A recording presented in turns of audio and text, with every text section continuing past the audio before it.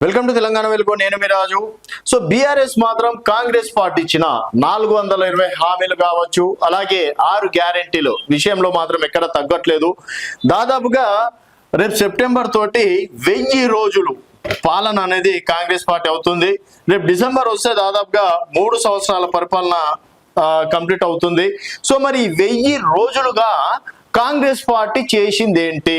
So 6 గ్యారెంటీల విషయంలో కావచ్చు, 420 హామీల విషయంలో బట్టి విక్రమార్క గారు ఏమన్నారు? 100 రోజులు అవకాశం ఇవ్వండి, ప్రభుత్వం వచ్చిన 100 రోజుల తర్వాత ఈ కార్డుని అనేది చాలా జాగ్రత్తగా బీరువాలో మీ పెట్టెలలో దాచిపెట్టండి.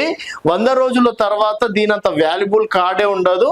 మీ సమస్యలన్నీ కూడా తీర్చాలంటే ఇది ఒకటే శ్రీరామ రక్ష అన్నట్టు కూడా ఇప్పుడు మనం debit card, credit card, Aadhaar card, pan కార్డులు ఎంత జాగ్రత్తగా పెట్టుకుంటామో 6 గ్యారెంటీల కార్డులు, హామీల కార్డులు అంత జాగ్రత్తగా పెట్టుకోండి అని చెప్పేసి గతంలో బట్టి విక్రమార్క గారు అండ్ గడప గడపకు వచ్చినటువంటి ఎమ్మెల్యేలు, అలాగే ఇప్పుడున్నటువంటి ఎమ్మెల్యేలు, అప్పుడు ఎమ్మెల్యే క్యాండిడేట్లు, అలాగే వారితో పాటు వచ్చినటువంటి లీడర్లు ప్రతి ఒక్కరు ఆ గ్యారంటీ కార్డు ఇవ్వడం డెఫినెట్ గా తీరుస్తామన్నారు.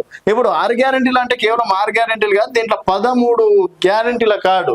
ఇప్పుడు మహిళలకి ఫ్రీ బస్ ఒక గ్యారెంటీ అయిపోలేదు, మహిళల ఫ్రీ బస్ కింద ఇంకా 2 ఉన్నాయి. ఏది? 2500 రూపాయలు కావచ్చు. సో మరి 2500 తీరుస్తేనే కదా 6 గ్యారెంటీలు ఒక గ్యారెంటీ సక్సెస్ఫుల్ గా కంప్లీట్ అయినట్టు.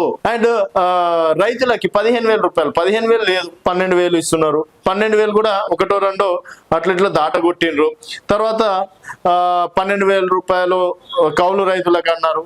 ధాన్యంకి ప్రతి వరి గింజకి 500 బోనస్ అన్నారు. ఓ 2-3 బోనస్లు కూడా ఎగిరిపోయినాయి. సో అది కూడా ఇన్కంప్లీట్ గానే ఉంది. తర్వాత ఇక్కడ 6 గ్యారెంటీలకు సరిగ్గా చేయలే. ఇంకా డిక్లరేషన్లు చూసుకున్నట్టయితే CST డిక్లరేషన్లు ఎక్కడ పోయిందో వారికే తెలవాలి, BC డిక్లరేషన్ ఎక్కడ పోయిందో వారికే తెలవాలి.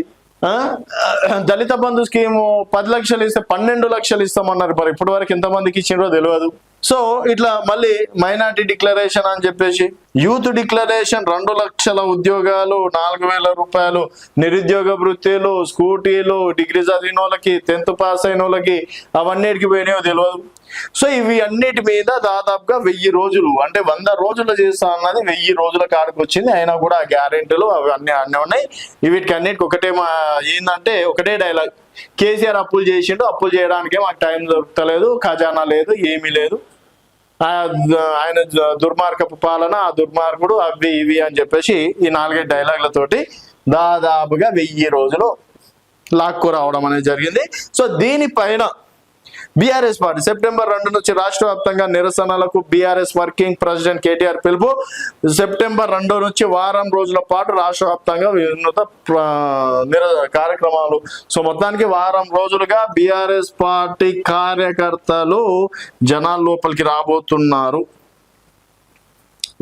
బాకీ కార్డుల హామీల అమల్లో వైఫల్యాలను ప్రజల్లోకి తీసుకెళ్లాలని కేటీఆర్ పిలుపు. గ్రామాన ప్రజలకు కాంగ్రెస్ మోసాన్ని తీసుకెళ్లాలని పార్టీ శ్రేణులకు పిలుపు. సో మొత్తానికి ప్రతిపక్షం ప్రకారం ఓకే, బీఆర్ఎస్ పార్టీ తన పని తను చేసుకోబోతుంది. వారం రోజుల తర్వాత మరి రాజకీయాలు ఏ విధంగా ఉండబోతుంది అనేది చూద్దాం. ఆయన మొత్తానికి మరి కేటీఆర్ పిలుపు ఇవ్వడం ఎంతవరకు కరెక్ట్? కాంగ్రెస్ పార్టీ 3 సంవత్సరాలుగా దగ్గర 3 సంవత్సరాలుగా నిజంగా సక్సెస్ అయింది అనుకోవచ్చా, మొత్తానికి ఫెయిల్యూర్ అయింది అనుకోవచ్చా అనేది మీ అభిప్రాయాల కింద కామెంట్ రూపంలో తెలియజేయండి. చూస్తూనే ఉండండి తెలంగాణ వెలుగు.